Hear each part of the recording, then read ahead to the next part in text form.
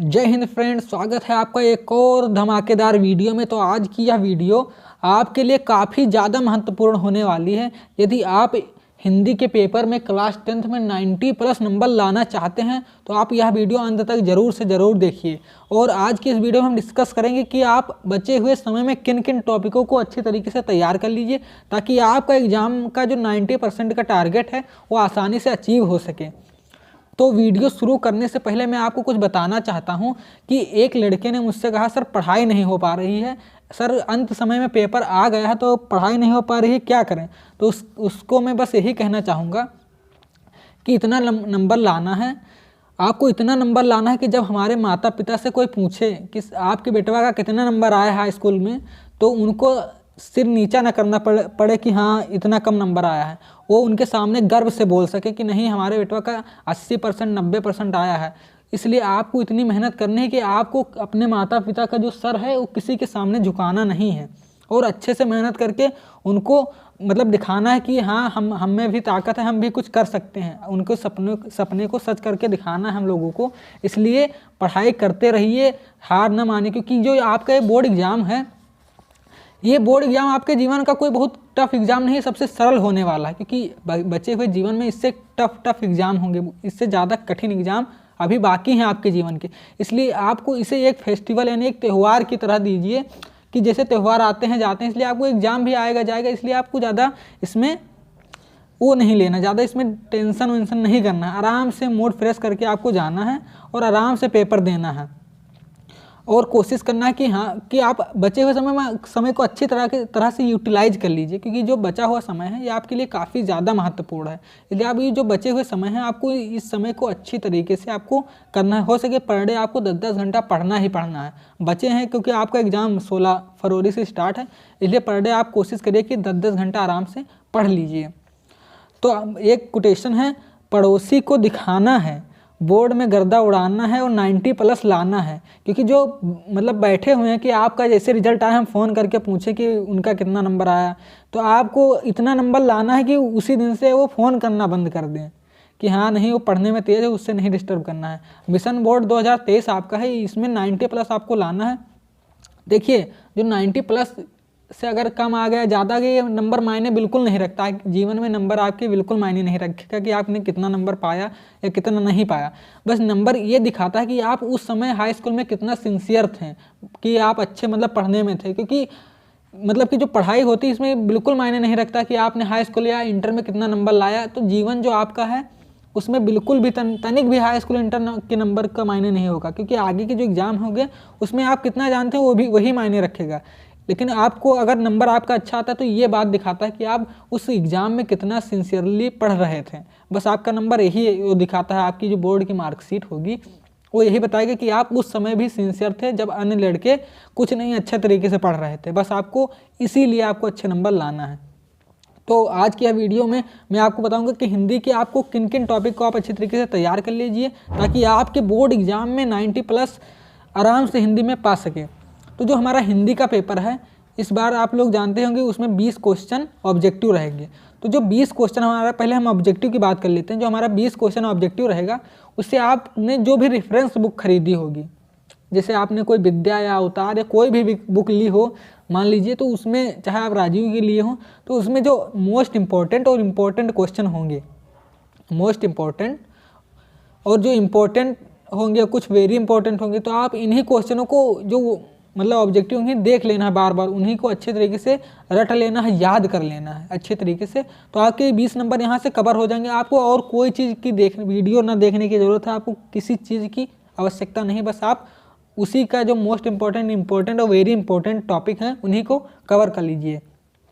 आपका जो 16 फरवरी का एग्ज़ाम है उसमें आप 20 में 20 उसी से आपके आ जाएंगे, इससे बाहर कुछ नहीं आएंगे। आपको इसलिए अच्छे तरीके से इन्हें रिवीजन कर लेना है, अच्छे तरीके से याद कर लेना है। तो अब बात करते हैं जो मतलब कि ये ऑब्जेक्टिव होगा, आप सब्जेक्टिव की बात करते हैं, क्योंकि 50 नंबर का आपको लिखना पड़ेगा और 20 नंबर का ऑब्जेक्टिव आएगा। तो 50 नंबर की बात करते हैं कि आपको कौन कौन से 50 नंबर में टॉपिक को तैयार कर लेना ताकि आपका वहाँ से लिखने वाले से आराम से 50 में 50 हो सकें।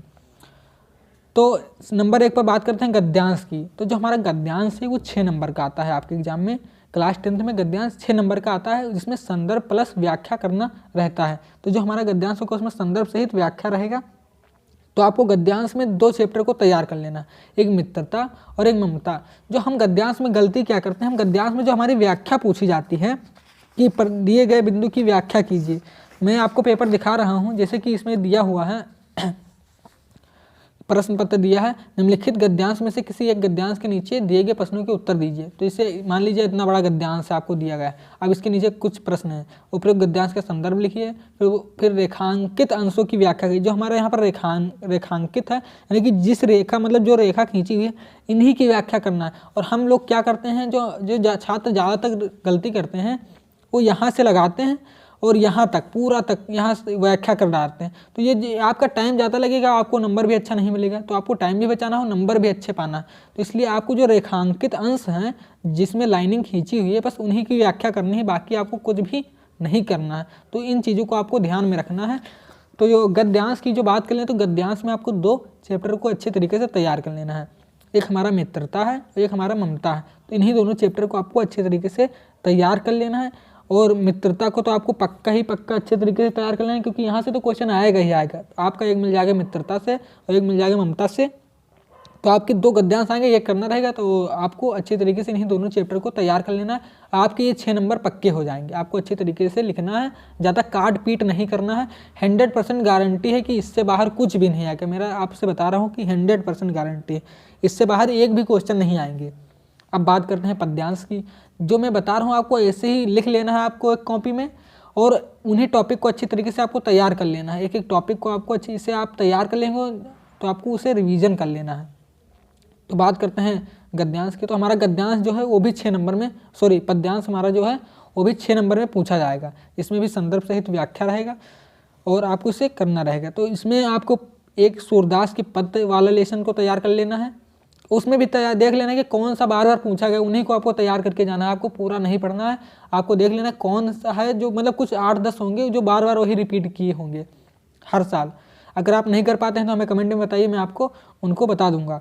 तो आपको सूरदास के पद में इससे आपको तैयार कर लेना अच्छी तरीके से। और धनुष भंग वन पथ पर, ये तुलसीदास जी का है, आपको इसे भी अच्छे तरीके से तैयार कर लेना है। तो ये 2 लेसन आप पद्यांश से तैयार कर लीजिए और गद्यांश से ये 2 लेसन तैयार कर लीजिए।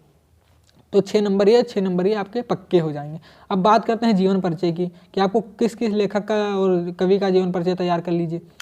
तो जीवन परिचय जो हमारा हो 5 नंबर में पूछा जाएगा। 5 नंबर का एक लेखक का आएगा, 5 नंबर का एक कवि का आएगा। तो जो लेखक का जीवन परिचय है उसमें आप रामचंद्र शुक्ल जी का तैयार कर लीजिए अच्छे तरीके से, और जयशंकर प्रसाद का। जयशंकर जी तो 100% ही आएंगे, आपको इन्हें अच्छे तरीके से तैयार ही कर लेना है। तो इसमें आप रामचंद्र शुक्ल और जयशंकर प्रसाद का तैयार कर लीजिए। 3 लेखकों का आएगा, उसमें से एक करना रहेगा। तो आपको किसी एक का अच्छे तरीके से आप 2 तैयार कर लीजिए, ताकि दोनों में से किसी ना किसी एक आ जाएगा। तो इसलिए आप इन्हीं दोनों को तैयार कर लीजिए।